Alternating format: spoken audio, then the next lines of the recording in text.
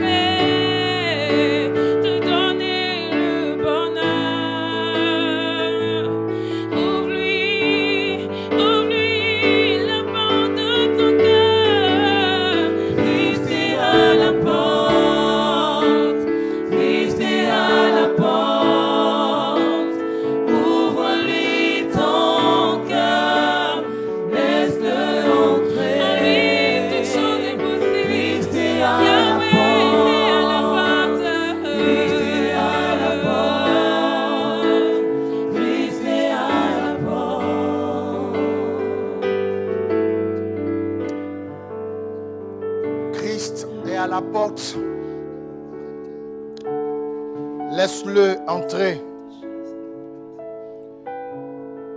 Bien-aimés frères et sœurs, Christ est à la porte. Cela correspond à ce que Jean nous révèle dans le livre de l'Apocalypse quand il disait « Je me tiens à la porte de ton cœur et je frappe. Si tu entends ma voix et que tu m'ouvres, j'entrerai chez toi et je souperai avec toi et toi avec moi. » Dieu, par moments, vient vers nous. Par moments, veut nous croiser, veut nous rencontrer. Mais bien souvent, nous n'arrivons pas à capter, nous n'arrivons pas à suivre, à comprendre le temps même de la visitation de Dieu.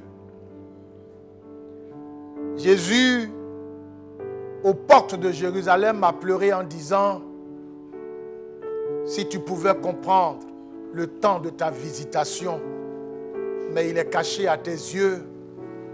Des jours viendront où tes enfants à l'intérieur de toi seront passés au fil de l'épée.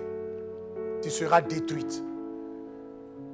Si tu pouvais comprendre le jour de ta visitation, Christ est à la porte.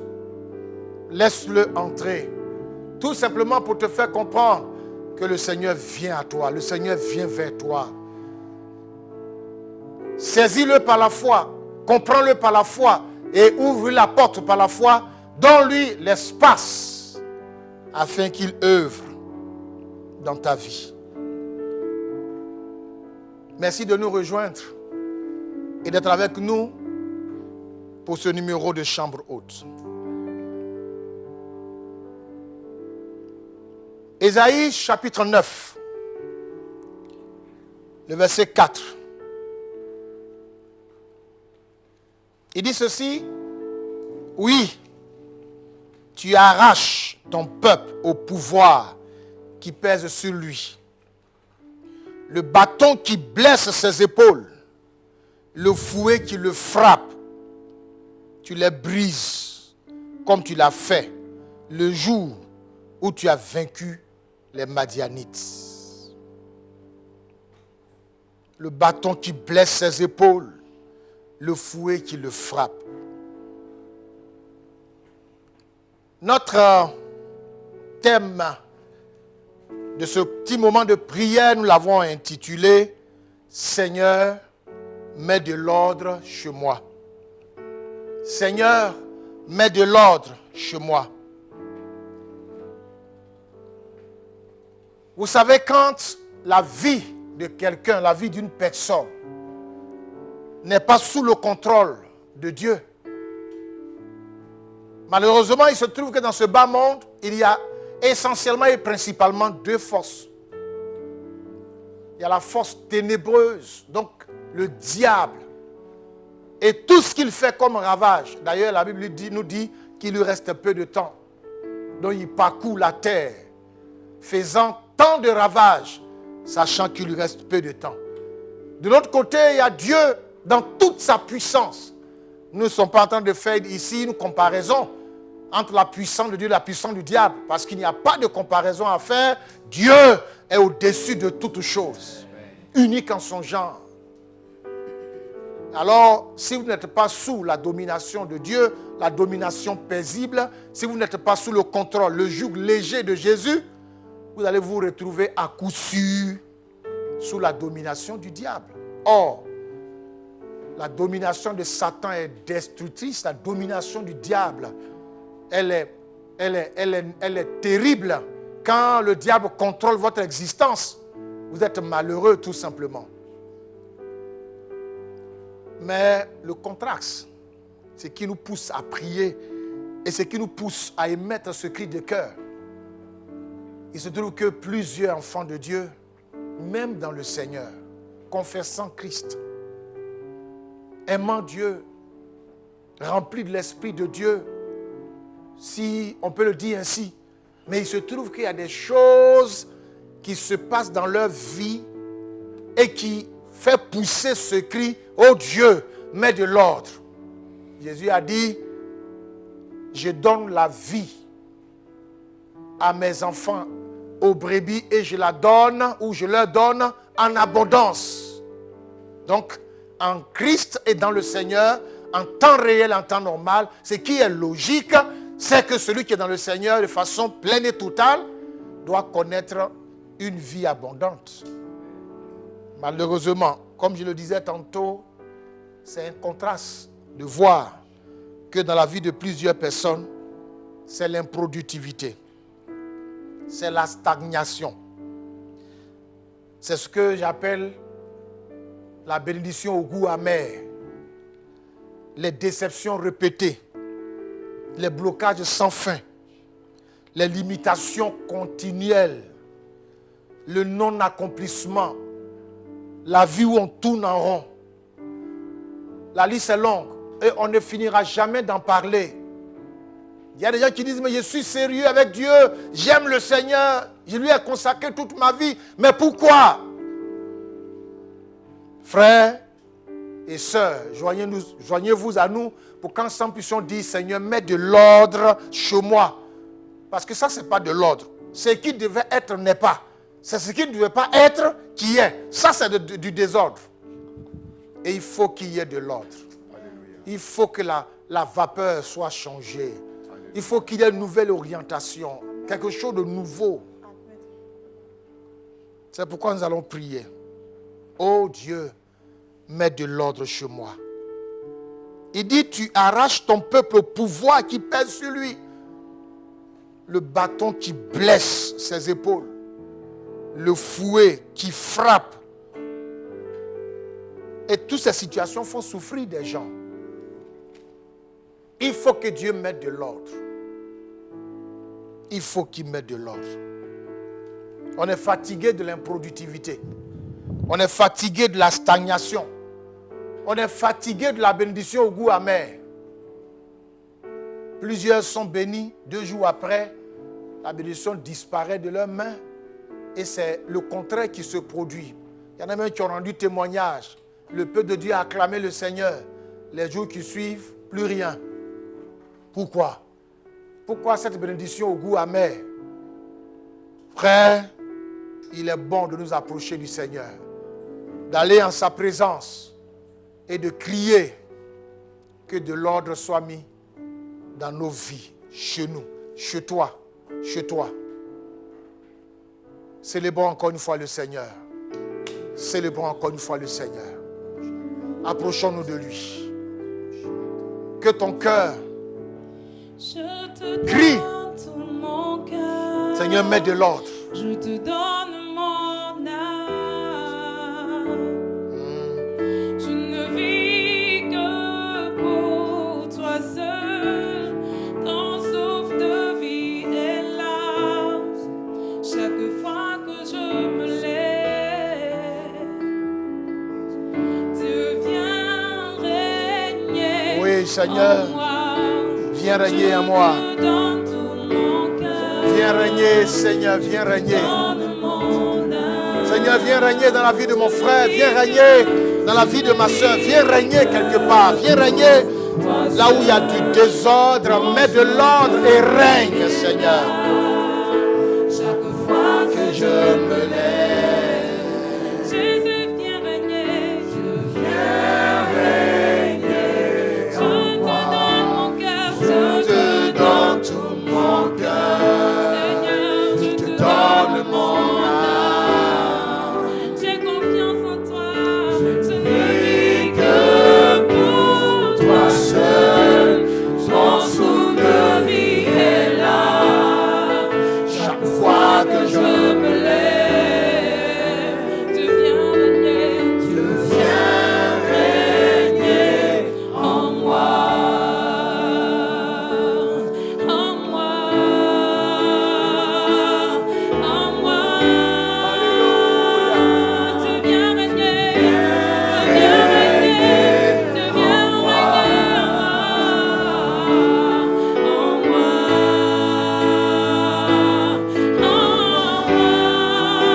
Tu viens régner. viens régner. Viens transformer tout en moi. Viens changer tout en moi. Yahweh, Yahweh, viens régner. Tu viens régner en moi. Viens me visiter, Père. Yende loro bobo shianda rabara were loriatsa. Viens régner en moi. Yende loro bobo shiande fara de loriana loro bobo shia. Oui, je te Yende loro donne bobo shinde fara de loriatsa. Je te donne mon âme. Je ne vis que pour toi seul, Père. Je ne vis que pour toi seul. Ton souffle de vie est là. Chaque fois que je me lève,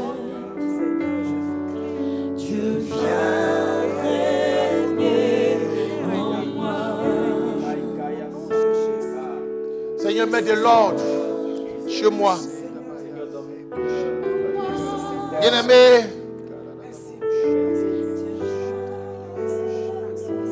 Franck, intercède devant Dieu que là où il y a l'improductivité, des gens se battent, des frères se battent, des sœurs qui luttent, mais ils sortent toujours les mains vides. Que Dieu mette de l'ordre chez eux et qu'il y ait productivité en lieu et place de l'improductivité. La sœur Mariam, pourquoi tant de bénédictions au goût amer? Pourquoi après avoir reçu l'on perd et le contraire la situation devient pire, que le Seigneur vienne et qu'il mette de l'ordre là. Car la Bible dit, quand Dieu bénit, il bénit éternellement.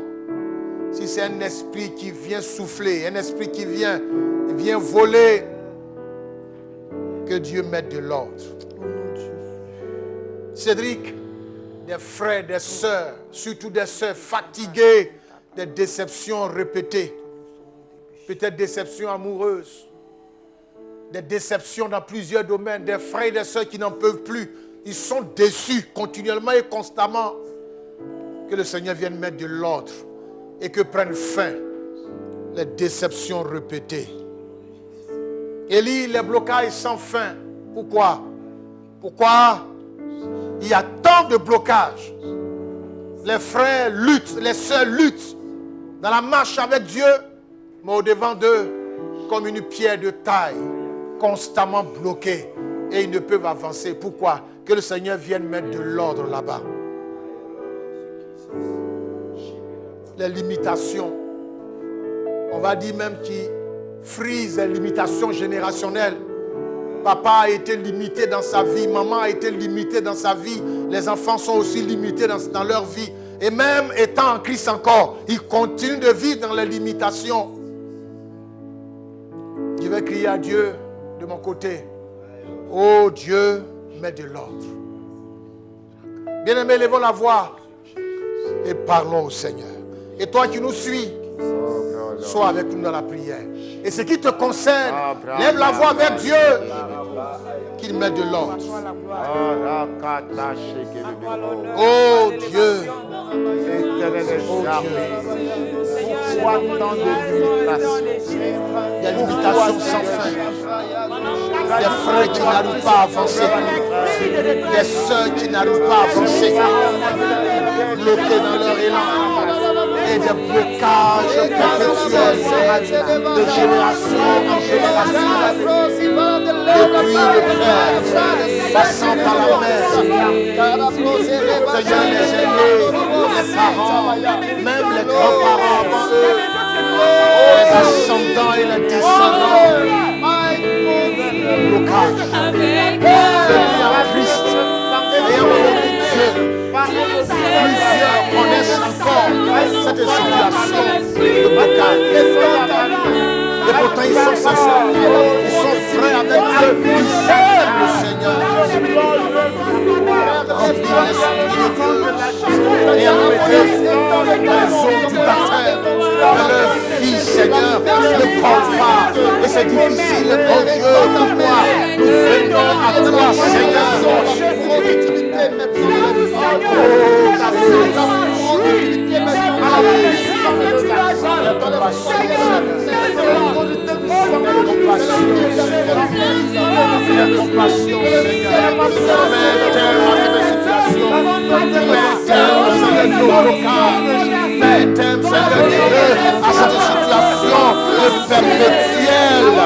Perpétuelle limitation, limité dans leur élan, limité dans bien des choses, limité au plan moral, limité au plan social, limité au plan matrimonial, limité au plan professionnel, limité à tous égards.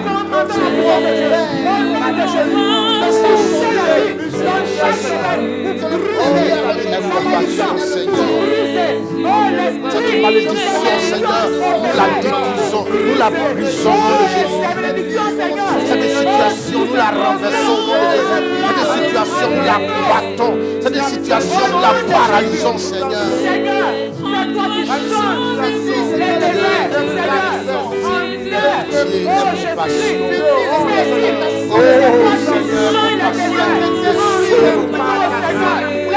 Libère ton peuple des limitations. Libère ton peuple des limitations. Libère ton peuple des limitations. Limitations générationnelles. Libère, Seigneur. Libère, Seigneur.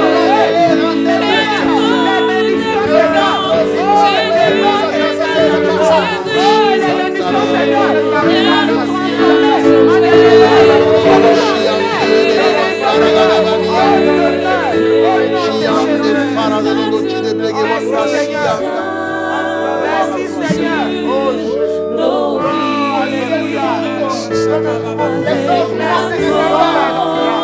Jésus, ta parole est Seigneur.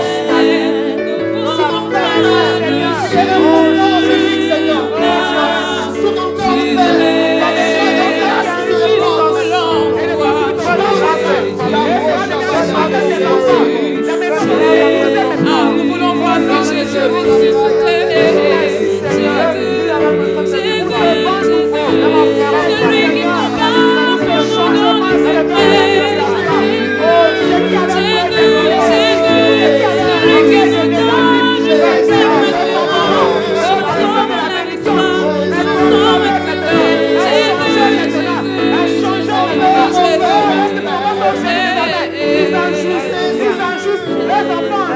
et les enfants de leurs enfants justes. Au nom de Jésus. Seigneur, merci de le faire. Oh, merci Seigneur. Avec l'atmosphère. Oh, tu es fidèle. C'est toi qui séduis les bénédictions. C'est toi qui les rends fidèles. C'est toi qui fais jouir tes enfants. Seigneur, toi qui chantes les bénédictions qui pleurent. Oh, tu chantes les cris des détresse. Encore de joie, Seigneur. Ces paroles ne peuvent pas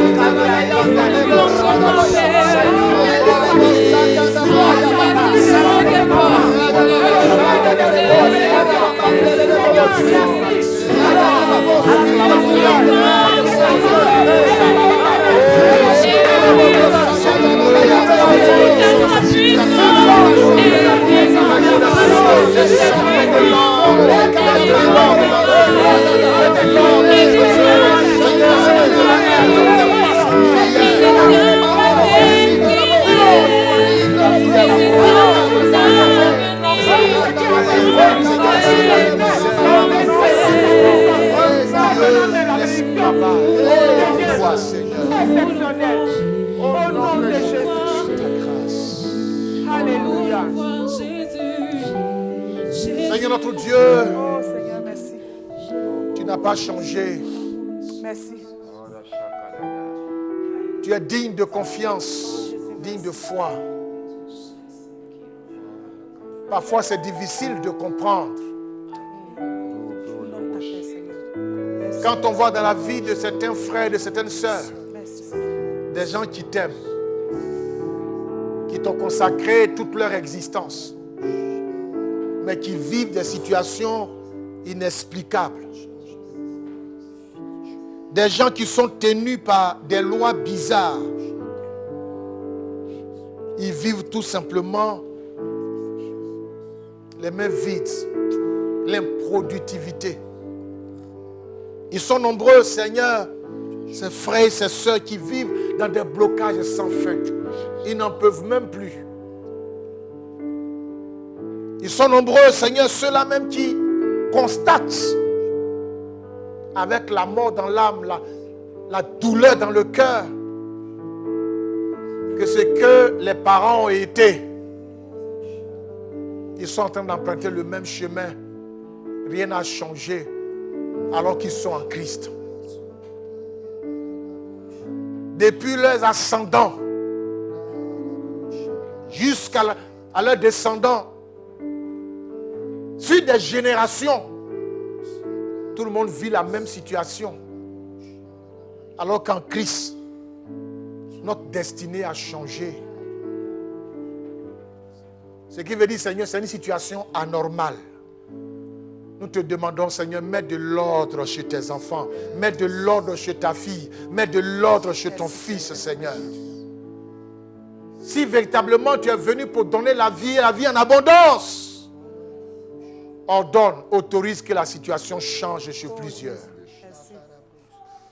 En lieu place de l'improductivité, autorise la productivité. En lieu place, Seigneur, de la bénédiction au goût amer, tu permets la bénédiction en permanence. En lieu place des blocages, tu permets des ouvertures, Seigneur. En lieu place des limitations, tu permets le progrès, tu permets l'avancement. Tu permets, Seigneur Dieu, un décollage dans la vie de plusieurs.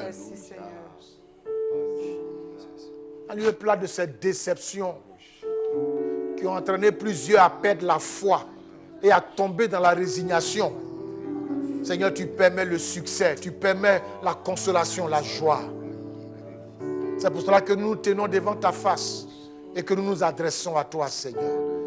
Merci de nous exaucer, d'entendre nos prières, d'entendre ce cri de cœur. Mets de l'ordre, ô Dieu, mets de l'ordre chez tes enfants. Afin que ce qui devait être soit et non le contraire.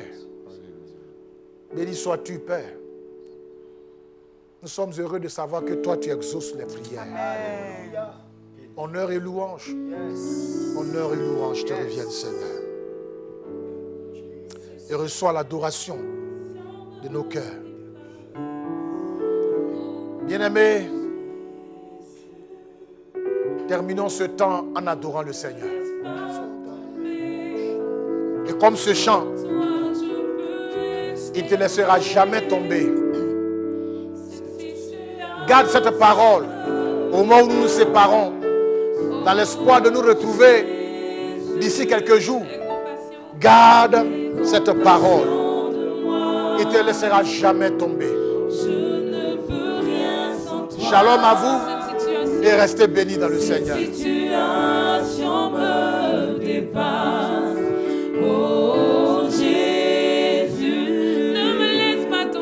Ne me laisse pas tomber. En toi je peux espérer. En toi je peux espérer. C'est une des bradagadaski en défaut de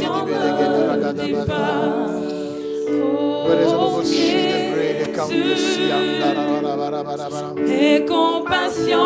Je ne peux rien sans toi. Situation me dépasse. Oh Jésus, ne me laisse pas tomber. En toi je peux espérer. Je me sens si